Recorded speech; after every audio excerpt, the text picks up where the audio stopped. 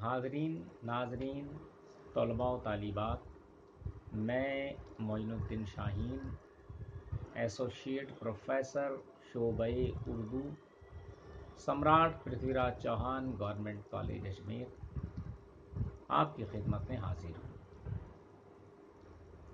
हमने पिछली 2 नशस्तों में नवाब मिर्ज़ा शौक़ की मसनवी ज़हरे इश्क से चंद अशार की तशरीह आपके गोश गुजार की थी।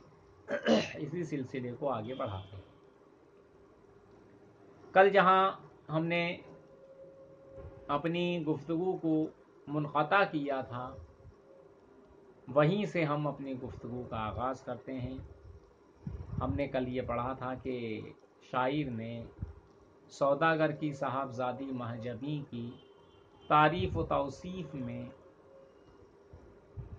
चंद अशार पेश किए हैं, और उसके आगे वो क्या कहते हैं वो आज के अशार में आप मुलाहिज़ा फरमाइए। थी ज़माने में बे अदीलो नज़ीर, खुश गुलू खुश जमाल खुश तकदीर, था ना उस शहर में जवाब उसका, हुस्न लाखों में इंतखाब उसका, शेर गोई का ज़ौक़ रहता था, लिखने पढ़ने का शौक़ रहता था, रुख पे गेसू की लहर आफत थी, जो अदा उसकी थी क़यामत थी, था ये उस गुल का जामा ज़ेबे बदन, और सादी पोशाक में थे 100 जोबन, और सारा घर उसका रहता था, उस पे रहता था कुर्बान, रूह गर माँ की थी तो बाप की जान, चश्म का नूर दिल का चैन थी वो, राहते जान वाले दिन थी वो, एक दिन चरख पर जो अब्र आया, कुछ अंधेरा सा हर तरफ छाया,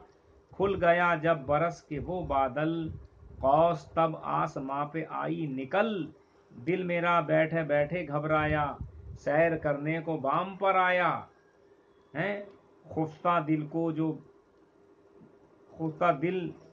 जो बहलने लगा, इस तरफ उस तरफ टहलने लगा, देखा एक संत जो उठा के नजर, सामने थी वो दुख्त सौदागर। शायर कहता है कि हुस्न जमाल में महजबी की कोई नज़ीर नहीं थी। उसकी आवाज़ बहुत शीरी, लहजा बहुत नर्म नाजुक, और खूबसूरत तो थी ही, जब बात करती थी तो ऐसा लगता था उसके मुंह से फूल झड़ रहे हैं। उस शहर में उसकी आवाज़, उसकी लताफत, उसके हुस्न जमाल की कोई मिसाल नहीं थी। हुस्न की दुनिया में वो यकताए रोज़गार थी, इंतखाब थी। अल्लाह ताला ने उसे शेर गोई के ज़ौक़ व शौक़ से भी नवाजा था। शायरी का सुथरा मजाक रखती थी, और उसे लिखने पढ़ने का शौक़ भी था। उसके चेहराए मुनव्वर पर जब उसके गेसू, उसकी जुल्फ़ें लहराती थी, तो उसका हुस्न क़यामत ढाने लगता था। उसकी हर अदा इनफरादियत का सबूत फराहम करती थी। हर अदा में सैकड़ों अदाएं पोशीदा थी, और ऐसा लगता था कि वो जब लिबास पहनती थी तो उसमें जो इत्र बेस खुशबू आती थी, उसके कपड़े मुअत्तर थे कि जिनकी खुशबू से उसका पूरा बदन महकने लगता था।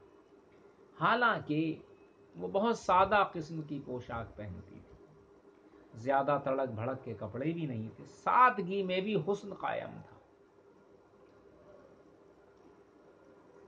वो इस तरह नाजो अदा से पाली गई, परवरिश की गई اس کی تربیت کی گئی کہ پورا گھر اس پہ جان نثار تھا. وہ اپنی ماں کی روح اور باپ کی جان سمجھی جاتی تھی، یعنی ماں باپ بھی اس پر فدا تھے، جان نثار تھے. وہ ان کی آنکھوں کا نور تھی، دل کا سرور تھی، راحت جاں تھی. یعنی والدین سمجھتے تھے ہماری روح کا سکون، ہماری زندگی کا نور اس کے دم قدم سے قائم ہے. کہتے ہیں کہ ایک دن کا ذکر ہے کہ آسمان پر بادل چھایا، اور بھائی یہ ایک سائنٹیفک فیکٹر ہے کہ جب بادل چھاتا ہے تو گھٹن سی ہو جاتی ہے، حبس کی حیثیت، سفوکیشن کی حیثیت طاری ہو جاتی ہے. تو ہم ٹھنڈی ہوا میں سانس لینا پسند کرتے ہیں، تو کئی مرتبہ اپنے مکانوں سے نکل کر اپنی چھتوں پر آ جاتے ہیں. تو وہ شاعر کہتا ہے کہ جب ابر چھایا تو ہر طرف اندھیرا ہی اندھیرا تھا، کالی گھٹائیں جب گر کے آتی ہیں اندھیرا ہو ہی جاتا ہے.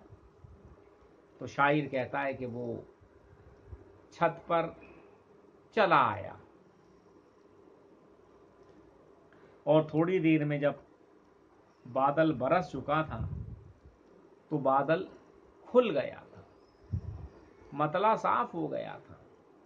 اور دیکھا ہوگا آپ نے کہ جب بادل چھٹ جاتے ہیں تو آسمان پہ قوس قزح، جس کو ہم اندر دھنش کہتے ہیں، وہ بن جاتا ہے اور بہت خوبصورت ہوتا ہے. لوگ اسے دیکھنے کے لیے اپنی چھتوں پر آ جاتے ہیں.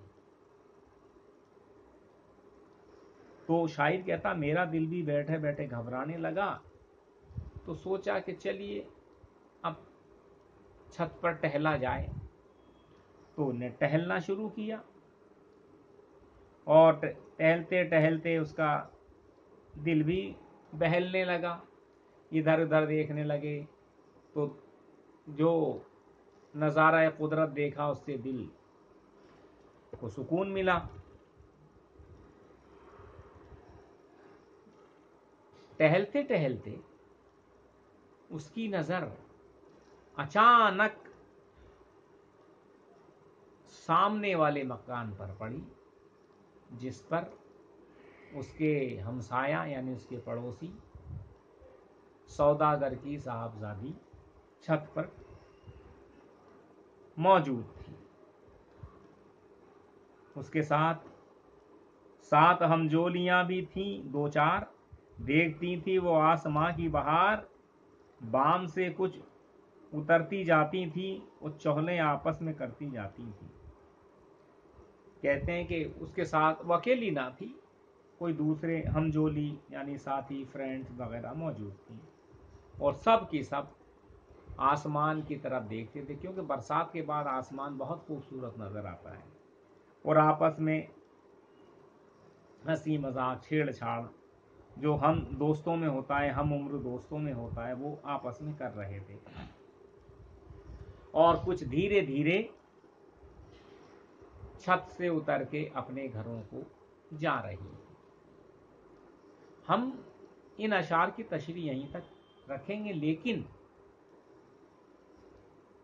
آپ کو یہ اندازہ ہونا چاہیے کہ آج جس قسم کے اشعار پڑھائے گئے وہ اس سلسلے کو ہم کل آگے جاری رکھیں گے. تب تک کے لیے خدا حافظ.